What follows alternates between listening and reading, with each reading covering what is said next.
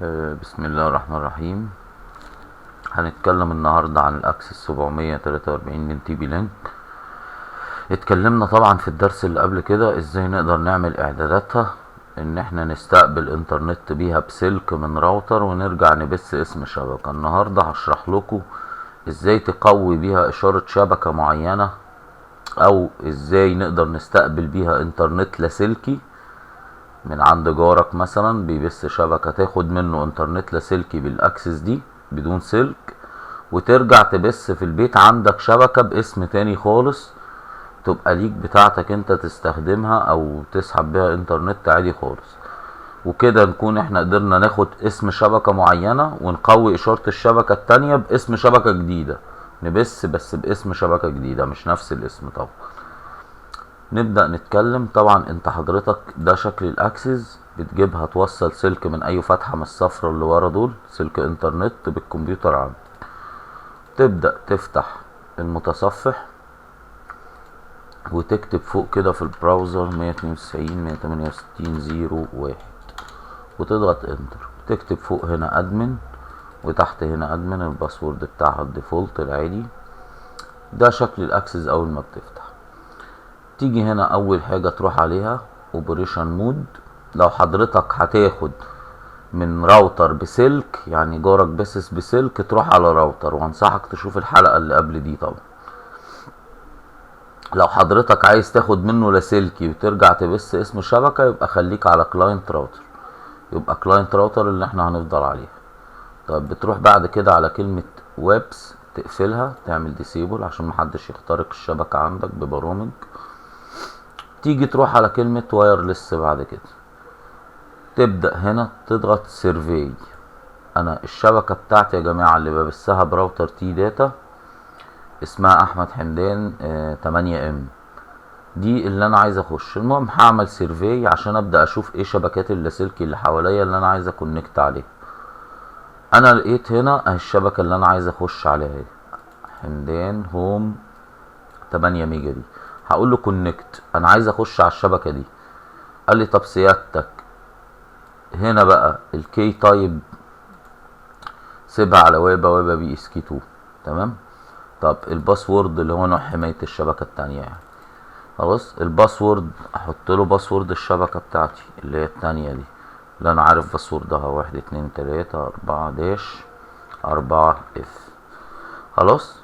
طيب خلصنا من الشبكة اللي احنا هنستقبل منها.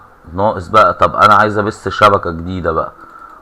هبث شبكة جديدة اسمها مثلا اي داش اف مثلا، ونعمل نسميها اي حاجة وليكن الاسم اللي يعجبك يعني، نجمتين اي داش اف مثلا. الكانتري انت فين؟ قول له انا في مصر، تمام. وابدا اضغط سيف. طبعا بمجرد ما بتضغط سيف تحت هو مطلع لك رساله حمراء كده بيقول لك انا مش هنفذ الكلام دوت الا لما تعمل لي ريستارت للراوتر. هقول له ماشي سيف مش مشكله، نبقى نعمل ريستارت بعدين. انا هنا كل اللي عملته ضغطت سيرفي، اخترت اسم الشبكه اللي انا عايز اخش عليها وحطيت باسوردها، وتحت هنا قلت له انا عايز شبكه اسمها كذا، دي اللي انت هتبثها لي الجديده. طيب نيجي شبكتنا بقى اللي هنبثها الجديده دي محتاجه باسورد. طيب نروح نكريت لها باسورد وايرلس سكيورتي. اتفقنا انك ممكن تسيب الاتنين دول اوتو، وهنا تحط اي باسورد على مزاجك.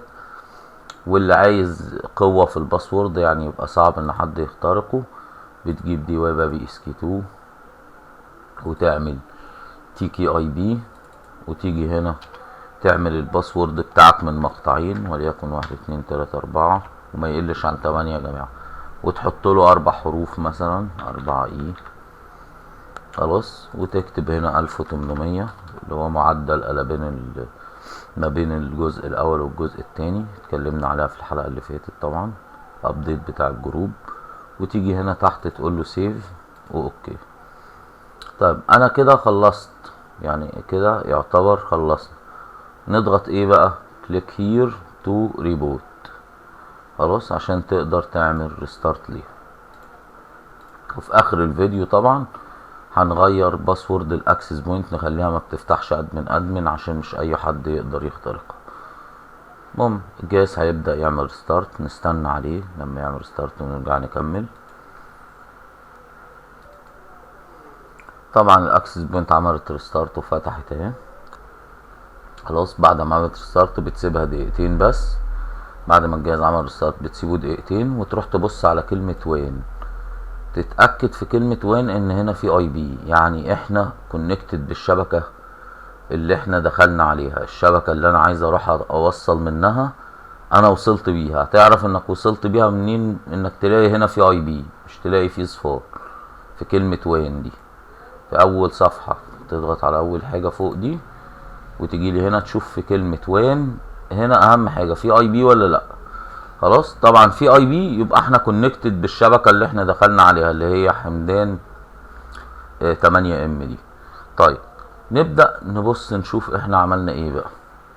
نيجي هنا تحت كده نبص على الكمبيوتر عندي، نشوف ايه الشبكات المتاحة. بقى في شبكة اسمها A-F اهي، احنا اخدنا من دي ورجعنا بسينا بالشبكة الجديدة دي. طيب نتأكد ان في انترنت دلوقتي، نعمل بنج عليه وكده. بقى في انترنت. نفتح صفحة نت مثلا. خلاص احنا كده بقينا واخدين انترنت من الشبكة اللي اسمها حمدان 8 ام دي. خلاص طيب عايزين بقى نتأكد ان احنا اللي بنبثها الجديدة دي عندي في البيت دي بقت شغالة. يعني انا دلوقتي اخدت انترنت من جاري مثلا وبثيته عندي في البيت بشبكة اسمها AF. طيب عايزين نعرف AF دي فيها انترنت والاكسس شغال كويس وبيبث نت ولا لا. اروح اقفل السلوك اهو كأني شلت السلوك بتاعة الكمبيوتر، اجيب لابي او موبايلي، ابدأ اخش على الشبكة اللي اسمها AF اشوف فيها انترنت ولا لا. الباسورد 1234 داش، اتفقنا انه داش 4 اي. نقول له اوكي، بقت كونكتد اهي. نعمل بنج عليه اهو عشان نتأكد ان في انترنت. بقى في انترنت. نيجي هنا نقول له ياهو مثلا، الانترنت موجود والاكسس شغالة معاك كويس. يبقى كده احنا شرحنا في الحلقة دي ازاي تقدر تستقبل انترنت لاسلكي مش بسلك بالاكسس بوينت دي 743 او الراوتر دوت. تستقبل من اي حاجة بتبث بقى، اكسس بوينت، جهاز راوتر تاني، اي حاجة بتبث جنبك شبكة وعايز تاخد منها وتعمل شبكة عندك في البيت. انا بنصحك بالجهاز دوت. او عايز تقوي اشارة شبكة مثلا واصلالك تاخد منها وتبث باسم شبكة تانية وتبقى قويت الاشارة، عملت شبكتين مثلا عندك، انا انصحك بالجهاز ده. استقبلنا لاسلكي وبثينا لاسلكي باسم شبكة تانية. ناقص حاجة اخيرة بس، ايه هي؟ ان انت بقى تروح تغير الباسورد بتاع الديفولت. يعني اخر حاجة هنتكلم عليها ازاي بقى تغير الباسورد بتاع الاكسس بوينت دي ما تفتحش ادمن لاي حد كده.